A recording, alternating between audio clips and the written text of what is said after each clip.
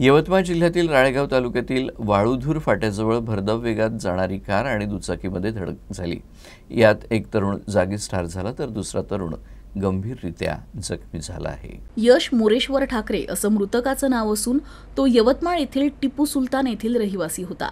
यश आपल्या काकाकडे रावेरी येथील राजेश ठाकरे यांच्याकडे पाहुणचारासाठी आला होता। त्यानंतर दुसऱ्या दिवशी यश मोरेश्वर ठाकरे हा रावेरी येथीलच त्याचाच मित्र सूरज भाऊराव घोटेकर हे दोघेही आपल्या दुचाकीनं कपाशी येथील यात्रा पाहण्यासाठी निघाले। यात्रा पाहून आल्यानंतर ते रावेरीकडे जात असताना संध्याकाळच्या सुमारास वालधूर फाट्याजवळ राळेगाव मार्गे येणाऱ्या एका क्रुझर गाडीनं त्यांच्या दुचाकीला जबर धडक दिली। या धडकेत यश मोरेश्वर ठाकरे याचा घटनास्थळीच मृत्यू झाला तर सूरज घोटेकर हा गंभीर जखमी झाला आहे। सूरज घोटेकरला यवतमाळ येथील ग्रामीण रुग्णालयात दाखल करण्यात आला आहे तर सदर क्रुझर वाहन चालकावर गुन्हा दाखल करण्यात आला आहे। पुढील तपास पोलीस करत आहेत।